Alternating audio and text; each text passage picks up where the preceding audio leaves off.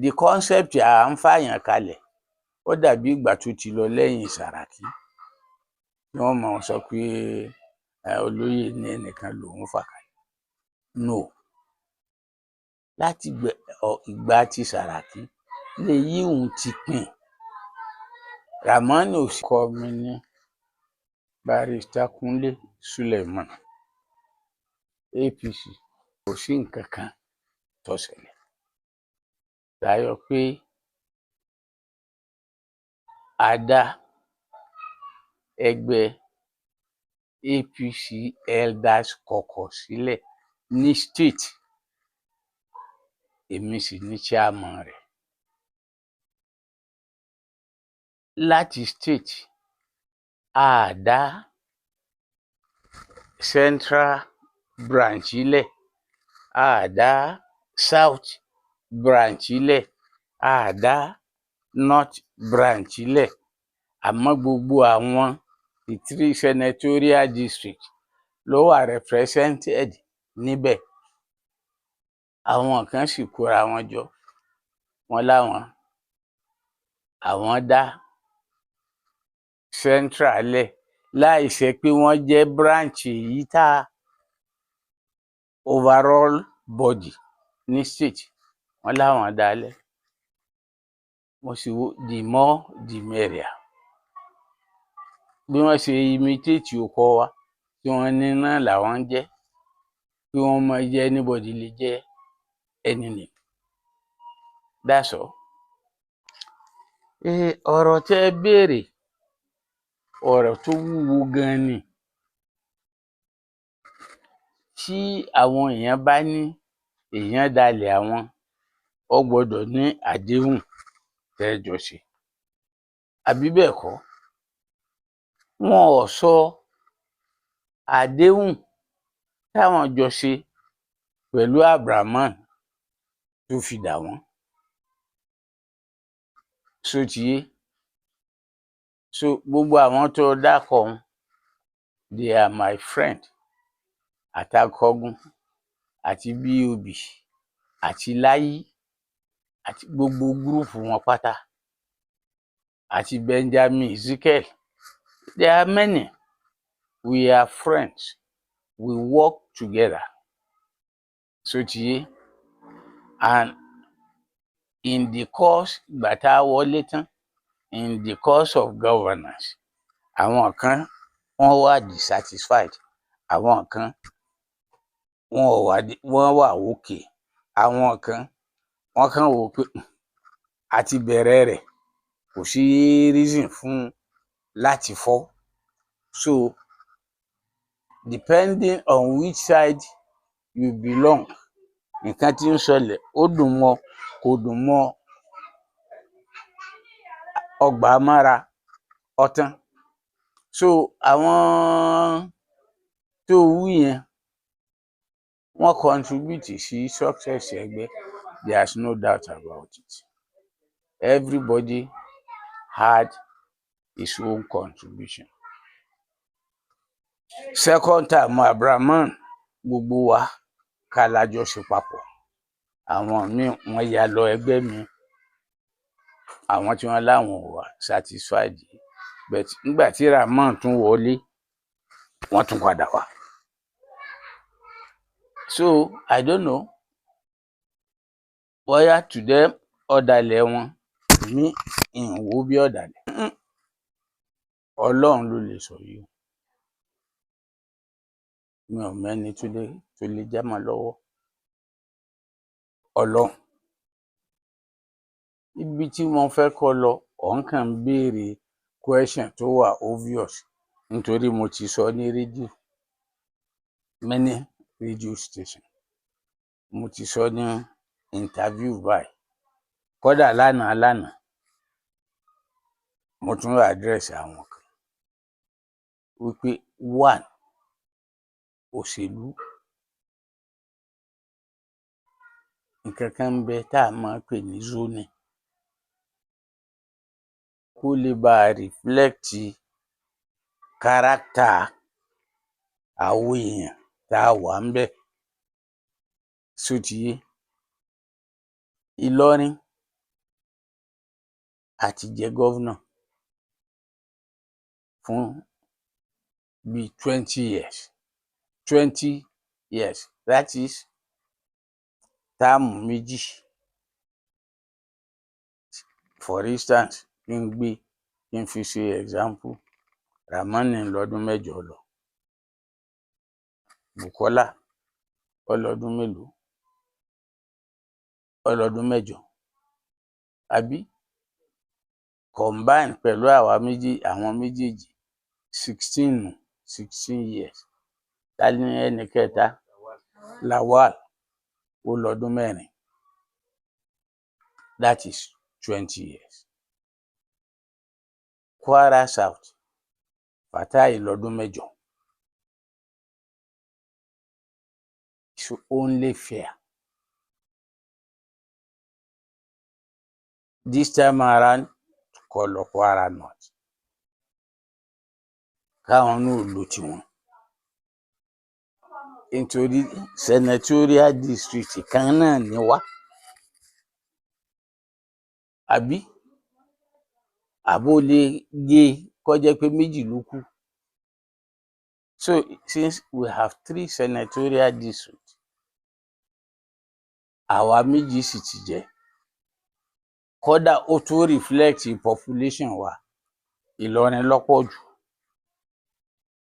Alógún ọdún. Kwara South ló tẹ̀lé, wọ́n lọ́dún 8. Kwara North tó jẹ́ pé wọ́n tẹ̀lé wa ní population, wọ́n lò 0 year.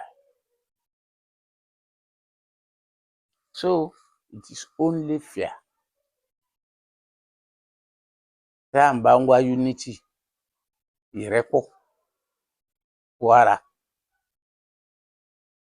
Tá à ń bá ń wá development, tá à ń bá ń wá peace, tí ì jẹ́ pé ibì kan mọ̀ wá fún wa ní ìṣòro pé kí la wà ńbẹ̀ sí, kí wọ́n yọ wá kúrò, kí wọ́n ó ṣe gbogbo.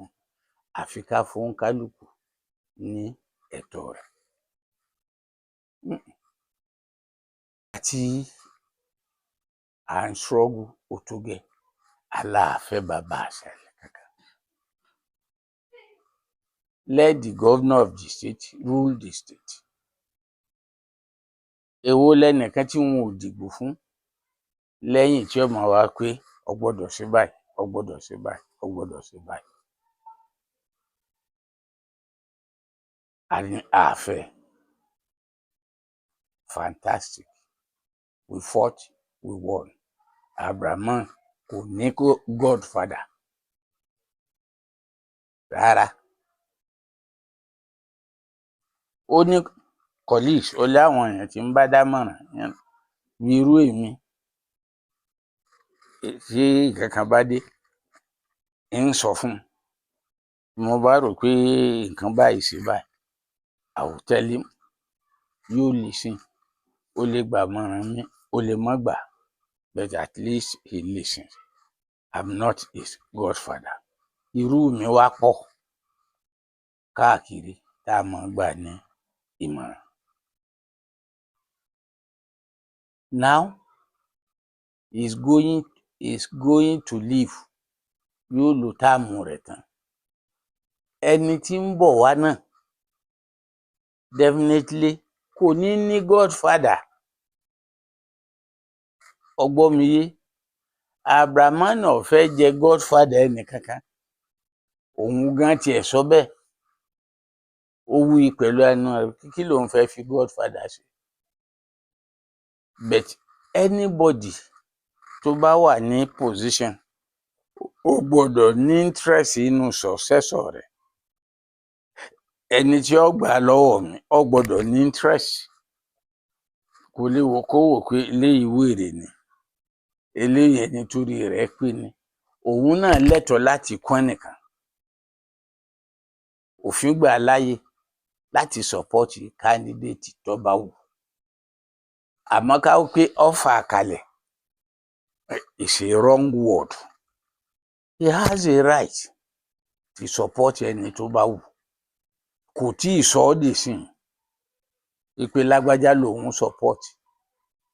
lágbájá lòun ò support gbogbo leaders tó rí bí rẹ̀ wọ́n èé dé kí wọ́n wá ti sọ kalẹ̀ wípé ẹni tí mo kún nì yóò fọ́ nǹkan mára rẹ̀ lọ́wọ́ wọ́n máa hold ẹ̀ to chest ni kódà ẹlòmíì tó bá ku ọjọ́ iná ni ó tún sọ pé ó kọ̀túnla ẹ wá pé wẹ̀ gbogbo ẹni tí ń bá ń support èmi o lágbájá mo fẹ́ kẹ́ ẹ support náà lèmi náà support àwọn tó bá fẹ́ wọ́n tẹ̀lé àwọn tí ò bá fẹ́ wọ́n kún candidate ara wọn sotiye à ń kò sì sí nǹkan kan tó wrong pé káwọn èèyàn jáde fún wọn pé àwọn ń wá nǹkan wọ́n gbọ́dọ̀ jáde nítorí pé wọ́n lá ambition wọ́n aspire there's nothing wrong from any part of the state but ká ní apárí zoning tá a tí ì ṣe tó yẹ pé ńgbà wọn zone tán north ló lọ ẹni tí wọn ò zone ẹ̀ sí ó lè jáde at national level my sister wọn zone presidency sí south senate president ìgbà yẹn kí ló kọ rẹ̀ ní ìrántí mọ́ ó jáde ọba Tinubu dìbò Ahmed Lawal senator Ahmed Lawal ọba Tinubu fà he was third a sì zone ẹ̀ sí north nígbà yẹn north east lòun ti wá ó sì contest I can remember vividly ọdún tí Ọbásanjọ́ emerge MPN a zone presidency to the south west specific no to the south Rimi Abubakar Rimi who is from Kano ó jáde ó bá wa contest ibi tá a zone rẹ̀ sí iná ló padà wọlé tí Ọbásanjọ́ emerge so kí gbogbo owó pé kó máa lọ north kẹ́nìkan ó dìde láti Ìlọrin there's nothing wrong with it kẹ́nìkan ó jáde láti Ìṣín àbí kò sí nǹkan kan tó wrong wọ́n lọ contest ẹnìkan ó sì win usually ibi tí gbogbo èèyàn bá fẹnu síhun àwọn ni wọ́n máa rí that's all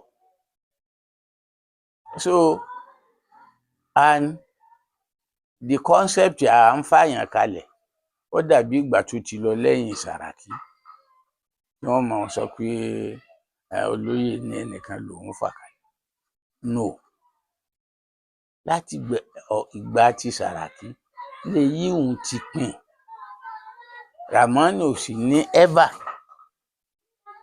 but òun náà ní candidate tó lè support tá a tí mọ̀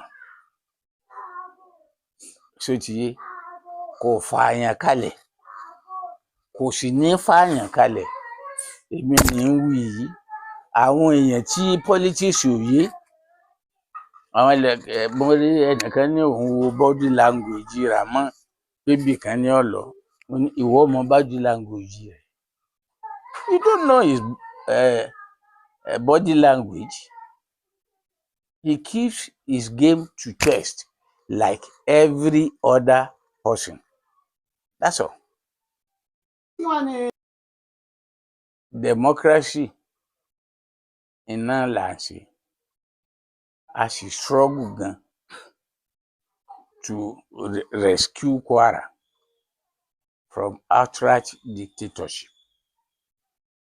irú èyí tí Sàràkí ń practice àjà a sì free rẹ̀ a free Kwara now Kwara is free a fẹ́ go back to irú system mọ́ láyé.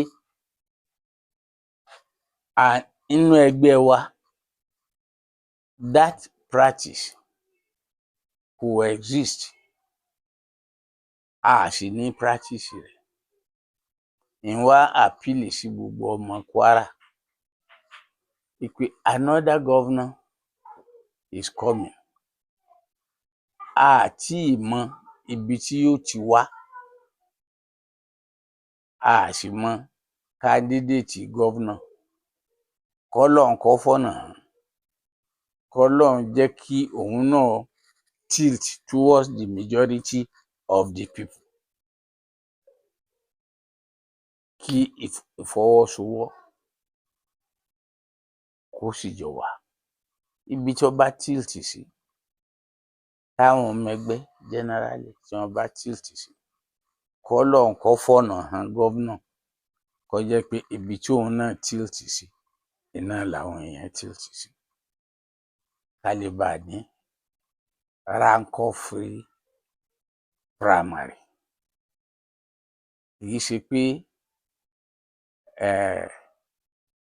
ọwọ́ ẹnìkan ló wà, ọwọ́ Ọlọ́run ni. Ṣó ti yé? Ọwọ́ ẹnìkankan kọ́ ló wà. Governor ó gbọ́dọ̀ ní interest lórí ẹni tí ó succeed rẹ̀. Yóò fẹ́ bẹ́ẹ̀. Ọlọ́run jẹ́ kérò rẹ̀ kó ṣe déédéé pẹ̀lú t'Ọlọ́run. Ṣó ti yé? That's all. My advice, let's come together, work together, ensure that power ò bọ́ lọ́wọ́ APC. Nítorí gbogbo ohun tá a bá ṣe, tá a fi ní lose power ni. A ti lò ó lẹ́ẹ̀mejì. We want to use it again and again and again. A sì ṣe gbogbo agbára wa to ensure that APC will win. We are 100% supporting Tinubu. A fẹ́ kí Tinubu kó ṣe ààrẹ lẹ́ẹ̀kan sí, a fẹ́ kó wọlé. À ń sì ń work towards it. Bá a sì ti ń ṣiṣẹ́ fún Tinubu, là ń ṣiṣẹ́ fún ẹni tí ó succeed Abraham tá a tíì mọ̀. À ń ṣiṣẹ́ pé whoever eventually emerge, we will all work together and ensure we retain the power at state level. That's all. Barrister Kunle Suleiman, ọmọ Fágbà ni mí ní Ìlọrin West Local Government.